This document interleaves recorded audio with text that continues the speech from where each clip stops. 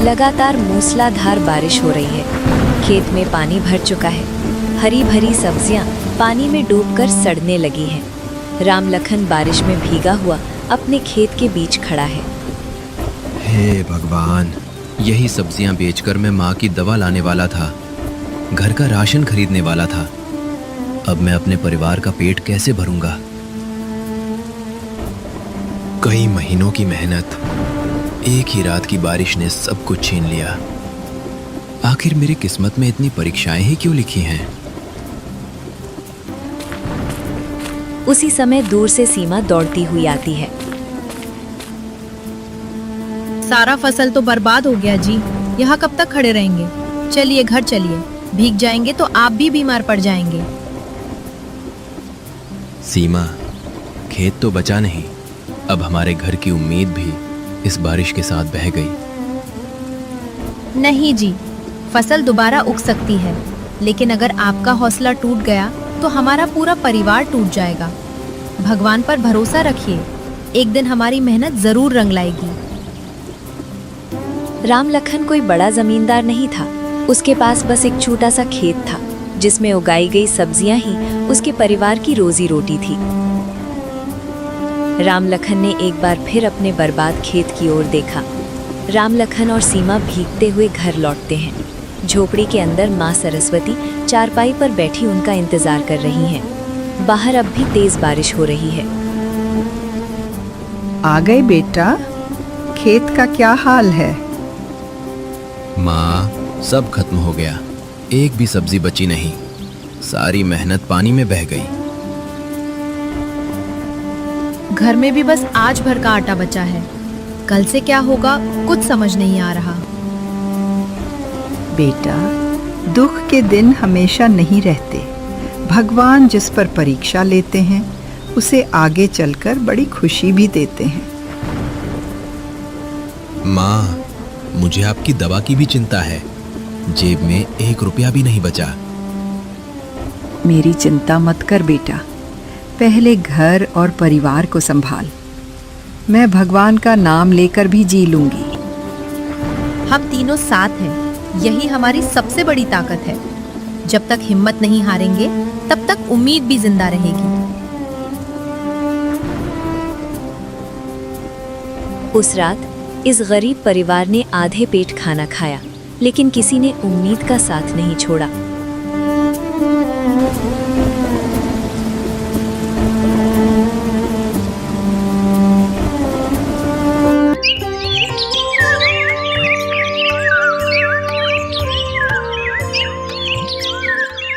सुबह का समय, बारिश अब हल्की हो गई है। आसमान में बादल छाए हुए हैं। राम लखन अपनी झोपड़ी के बाहर उदास बैठा है। उसके सामने बर्बाद खेत दिखाई दे रहा है। तभी गांव के मुखिया रघुवीर चौधरी वहां से गुजरते हैं। वे राम लखन को उदास बैठे देखते हैं। अरे राम लखन, आज खेत पर नहीं गया? क्या बात है बेटा? मुखिया जी, इस बारिश ने मेरी सारी सब्जियां बर्बाद कर दी। अब घर चलाना भी मुश्किल हो गया है। मुझे तुम्हारे नुकसान का बहुत दुख है, लेकिन हिम्मत मत हारो। मेहनत करने वालों का भगवान कभी साथ नहीं छोड़ता। मेहनत तो हमेशा की है मुखिया जी, लेकिन हर बार किस्मत साथ नहीं देती। मेहनत करते रहो राम लखन, एक दिन तुम्हारी मेहनत रंग लाएगी।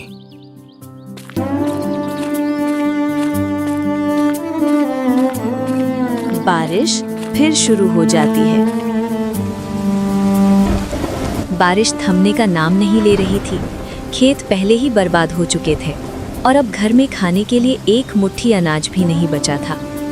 अजी, घर में आटा चावल कुछ भी नहीं बचा। आज हम क्या खाएंगे?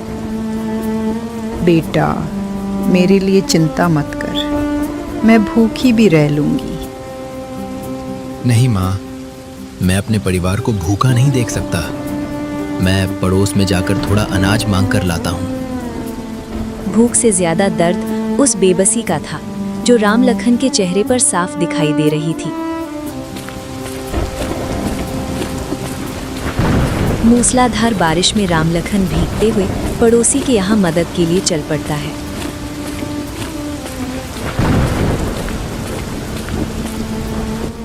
राम लखन तेज बारिश में भीगते हुए पड़ोसी के घर पहुंचता है।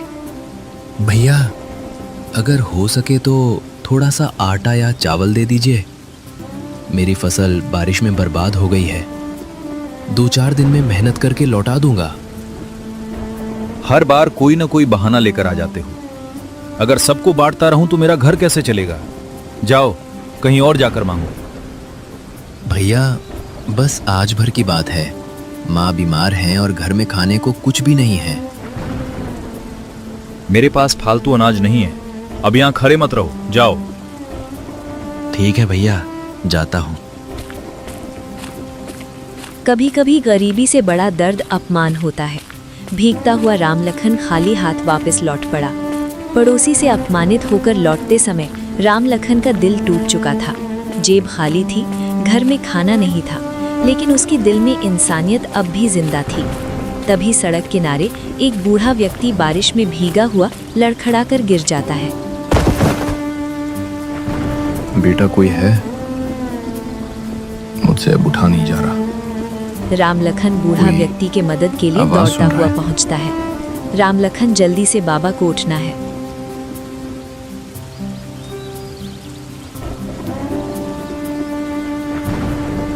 बाबा, आप इतनी बारिश में कहाँ जा रहे थे?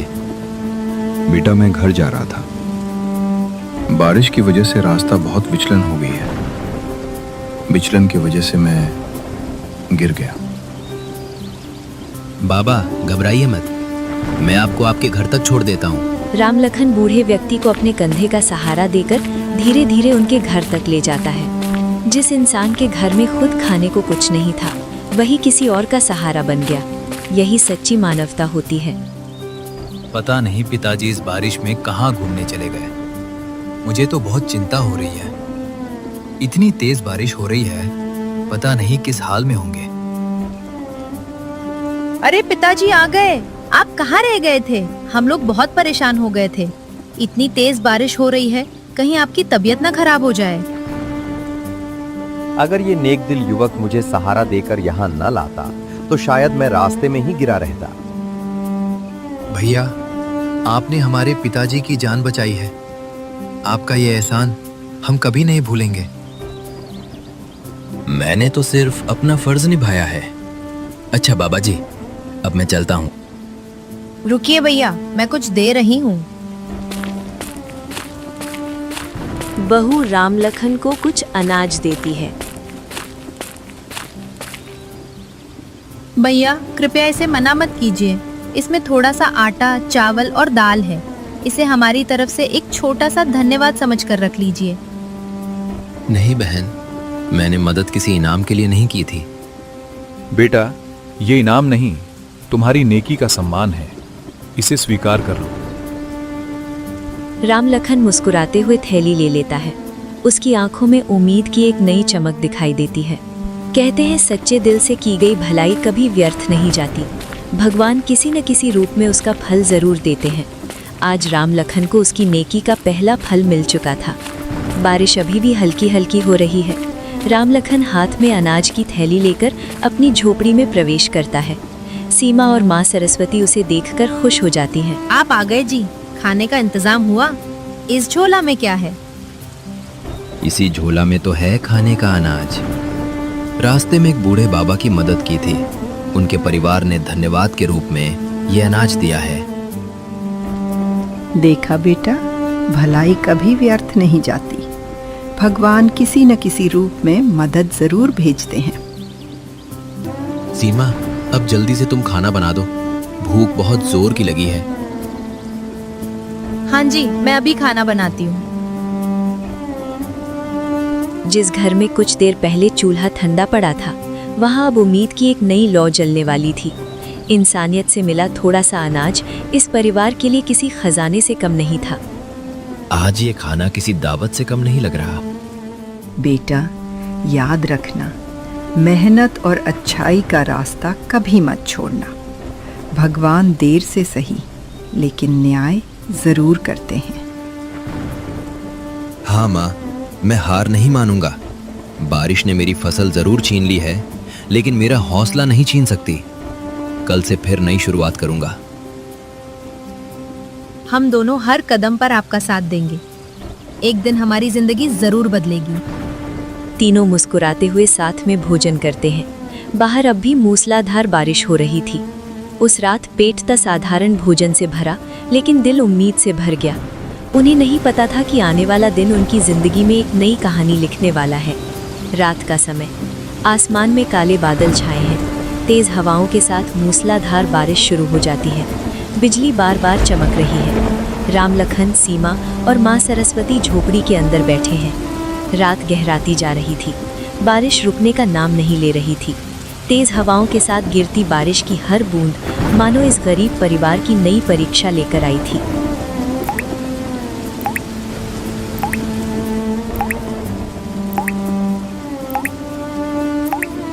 अजी देखिए, पूरी छत से पानी टपक रहा है। अब क्या करेंगे? बाहर मूसलाधार बारिश हो रही है।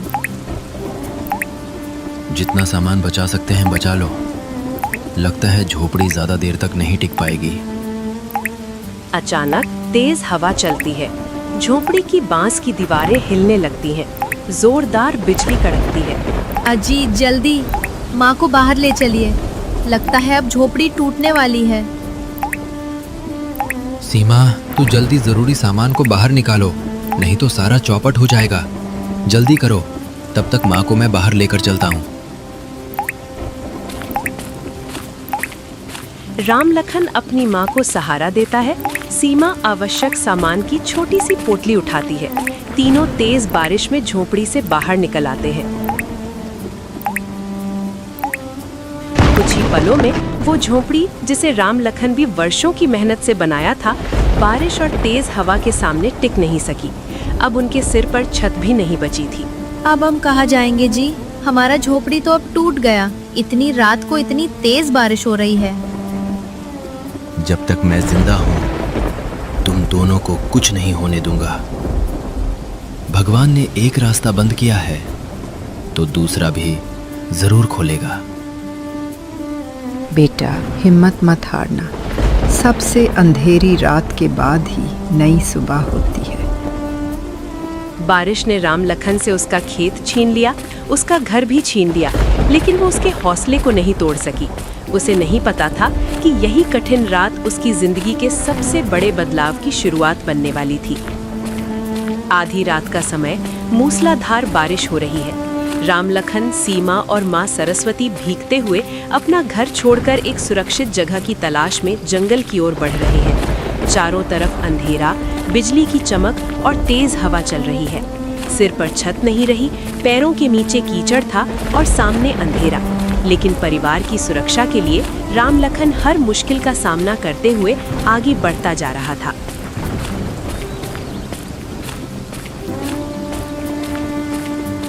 तभी बिजली चमकती है। उसकी रोशनी में एक विशाल मशरूम दिखाई देता है, जो इतना बड़ा है कि उसके नीचे 3-4 लोग आराम से बैठ सकते हैं। देखिए जी, यहाँ कितना बड़ा मशरूम है। उसके नीचे बारिश भी नहीं आ रही। क्यों ना आज रात इसी के नीचे बिताया जाए? हाँ, चलो आज की रात यहीं गुजार लेते हैं। कम से कम माँ बारिश से तो बच जाएंगी। कभी कभी प्रकृति भी मुसीबत में फंसे लोगों का सहारा बन जाती है। उस विशाल मशरूम ने उस रात इस बेघर परिवार को बारिश से बचा लिया। हे प्रभु, आज आपने इसी मशरूम को हमारी छत बना दिया। आपका लाख लाख धन्यवाद। माँ, जब तक हमें रहने की कोई जगह नहीं मिल जाती, हम कुछ दिन यहीं रहेंगे। मैं सुबह आसपास से लकड़ियाँ और खाने का इंतजाम करने की कोशिश करूँगा। हम सब साथ हैं, यही सबसे बड़ी बात है। एक दिन हमारी मुश्किलें भी जरूर खत्म होंगी।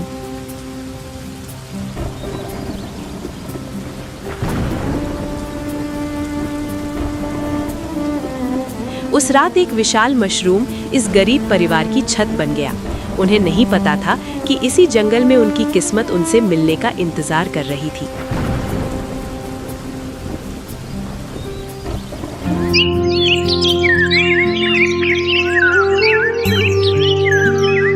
लंबी और डरावनी रात आखिर बीत गई। सुबह की पहली किरण के साथ राम लखन के मन में एक नई उम्मीद जागी।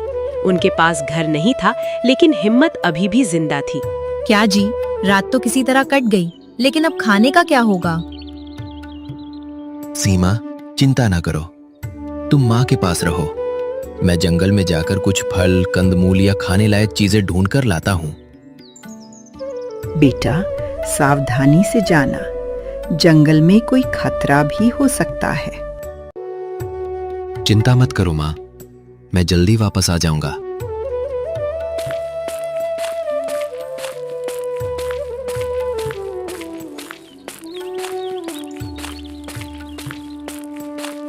राम लखन जंगल में आगे बढ़ता है। कुछ दूर उसे जामुन का पेड़ दिखाई देता है। नीचे कुछ गिरे हुए जामुन और आसपास कुछ खाने योग्य जंगली फल पड़े हैं। वो उन्हें सावधानी से इकट्ठा करता है। भगवान ने इंसान को कठिनाइयां दी हैं, लेकिन उनसे लड़ने के रास्ते भी दिए हैं। जंगल ने भी इस परिवार को भूखा नहीं रहने दिया। जामुन तो इकट्ठा कर लिया, अब मैं कुछ लकड़ियां इकट्ठा कर लेता हूँ खाना बनाने के लिए।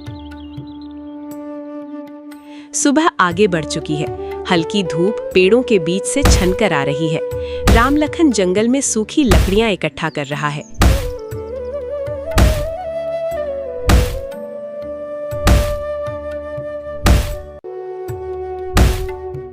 सुबह की सुनहरी किरणें घने जंगल में फैल रही थीं। राम लखन अपने परिवार के लिए सूखी लकड़ियां इकट्ठा कर रहा था। उसके मन में एक ही सपना था, किसी तरह अपने परिवार की जिंदगी फिर से संवारनी है। लकड़ी तो मैं काम भर इकट्ठा कर लिया, अब लकड़ी लेकर चलता हूँ। सीमा और माँ इंतजार कर रही होगी।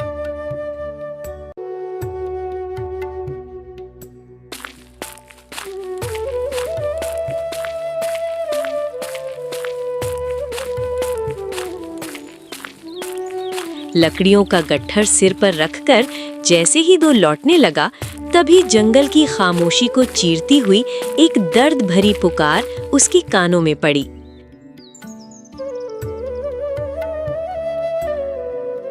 ये आवाज कहाँ से आ रही है? लगता है किसी को मदद की जरूरत है। हमें फौरन जाकर देखना होगा।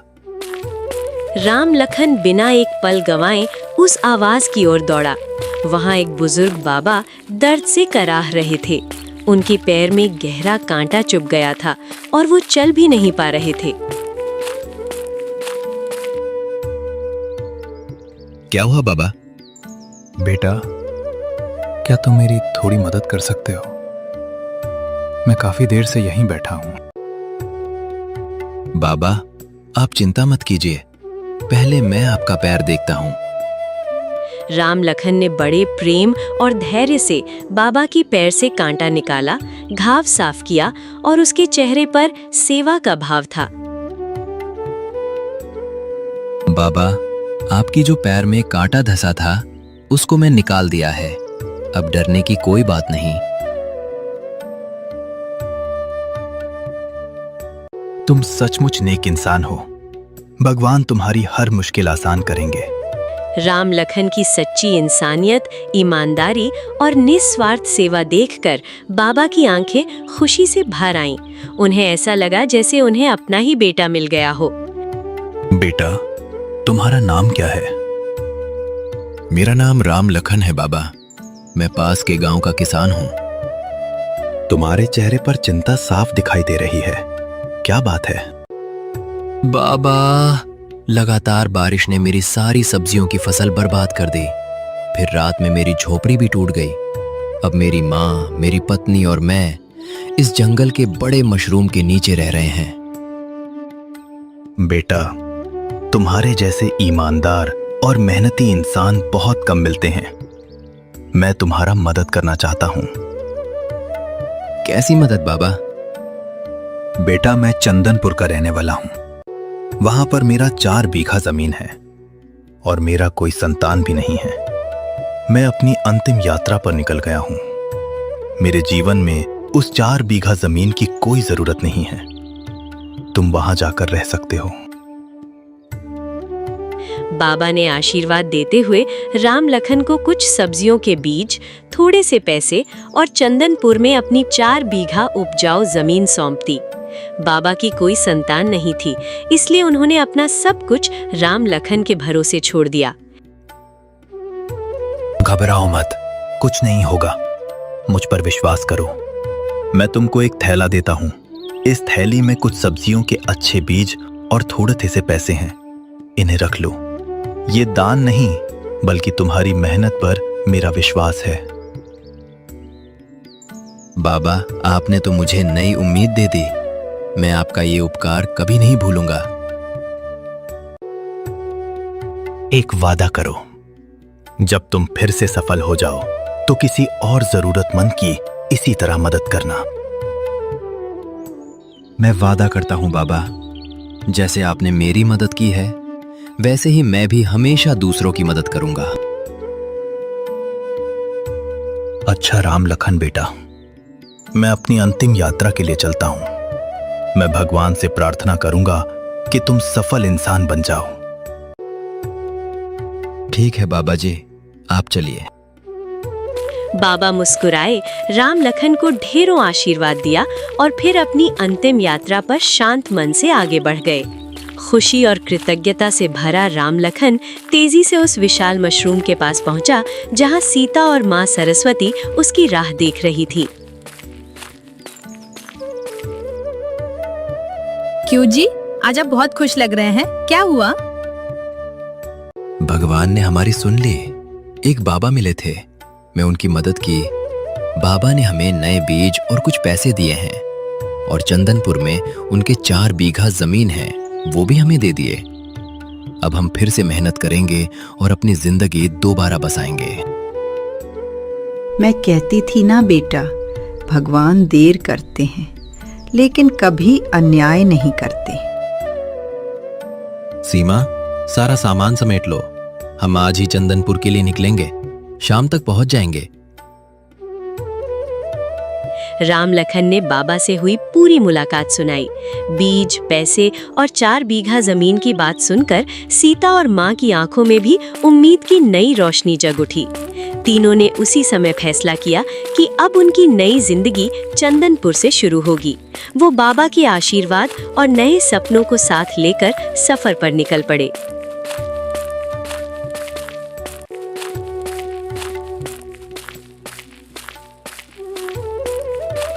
चलते चलते शाम ढल गई। थके हुए कदमों के बावजूद उनके दिल में उम्मीद पहले से कहीं ज्यादा मजबूत थी।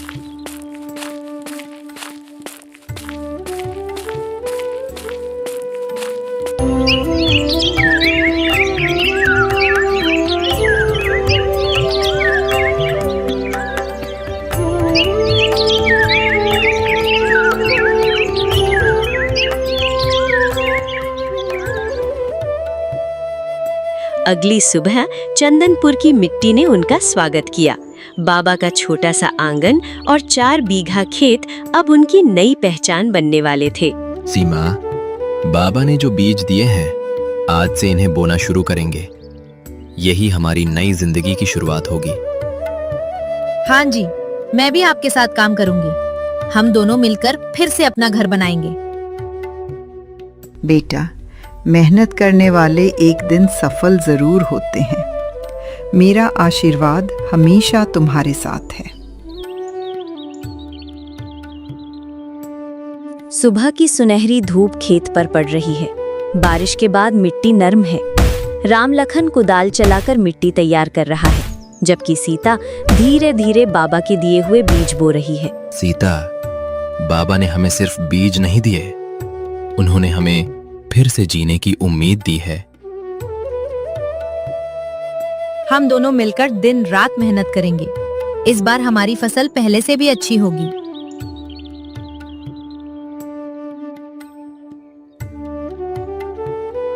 जब तक हम मेहनत और ईमानदारी का साथ नहीं छोड़ेंगे, कोई भी मुश्किल हमें हरा नहीं सकती।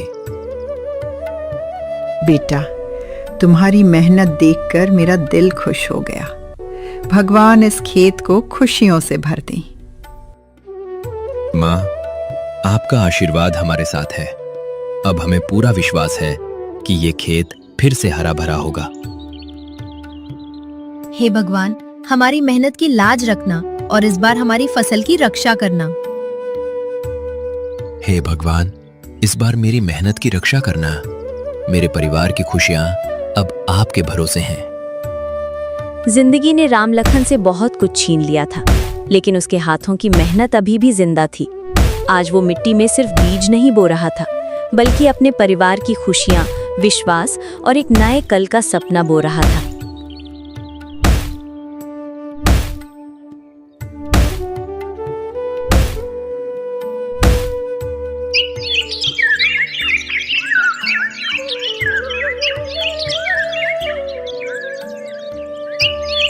कुछ सप्ताह बाद सुबह का समय, मौसम साफ है।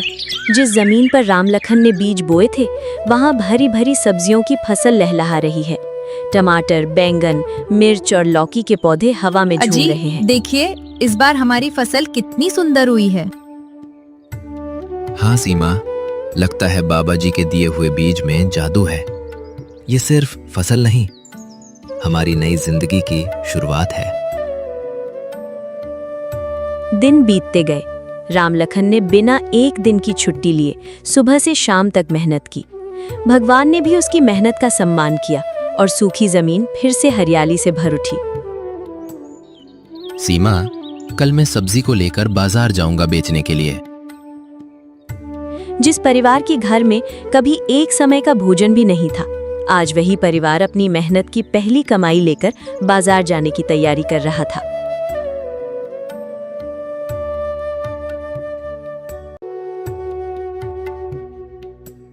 सीमा, मैं ये सब्जियां बाजार में बेचकर आता हूँ। सबसे पहले माँ की दवा खरीदूंगा, फिर घर के लिए राशन लाऊंगा। और अपने लिए भी कुछ नए कपड़े ले आइए। कई दिनों से आप एक ही कपड़ों में मेहनत कर रहे हैं। सीमा, पहले घर की जरूरतें पूरी होंगी, फिर अपनी बारी आएगी। ठीक है सीमा, चलता हूँ। मैं बाजार से शाम को जल्दी ही सब्जियां बेचकर आ जाऊंगा।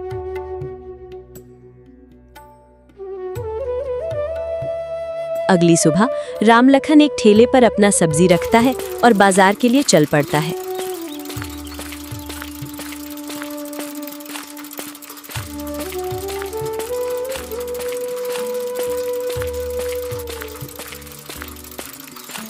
राम लखन बाजार में पहुंचता है तो एक अच्छी सी जगह देखकर अपना ठेला लगा देता है और सब्जी बेचने लगता है।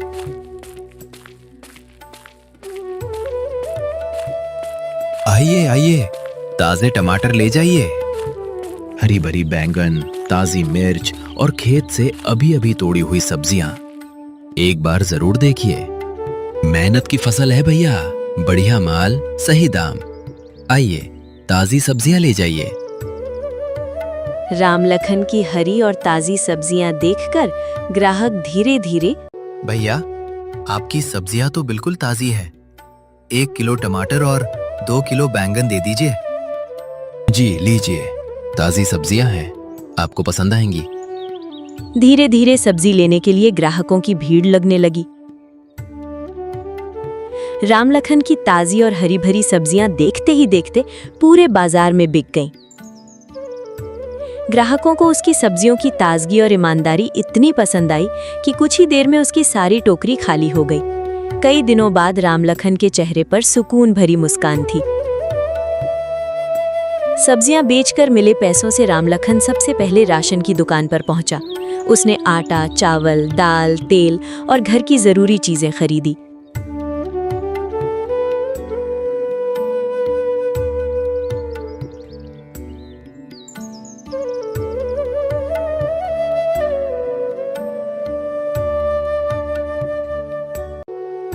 इसके बाद वो दवा की दुकान गया और अपनी माँ सरस्वती की दवा लेकर खुशी खुशी घर की ओर चल पड़ा।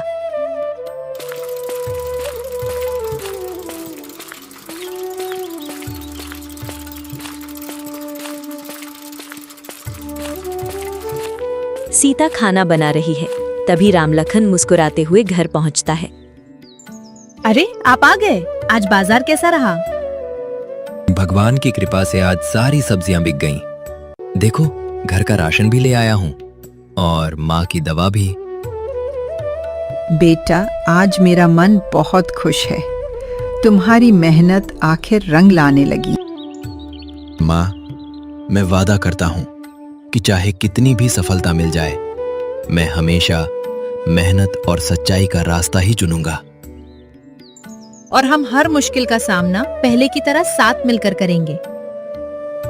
आज पहली बार ऐसा लग रहा है कि हमारी जिंदगी सचमुच बदल रही है। अब हमारा सपना सिर्फ अपना घर बनाना नहीं, बल्कि जरूरतमंद लोगों की मदद करना भी है। यही सोच इंसान को बड़ा बनाती है बेटा। भगवान तुम्हें हमेशा खुश रखे। रात हो चुकी है। तीनों जमीन पर एक साथ बैठकर खाना खा रहे हैं। बाहर चांदनी रात है और हल्की ठंडी हवा चल रही है। जिस परिवार ने कभी भूखे पेट रातें बिताई थी, आज वही परिवार अपनी मेहनत की कमाई का भोजन साथ बैठकर खा रहा था। उस साधारण भोजन में मेहनत का स्वाद था, अपनापन था और आने वाले सुनहरे कल की उम्मीद थी। उस रात तीनों ने भरपेट भोजन किया। उनके दिलों में संतोष था, आंखों में नए सपने थे और मन में ये विश्वास था कि मेहनत, ईमानदारी और इंसानियत का रास्ता कभी किसी को निराश नहीं करता।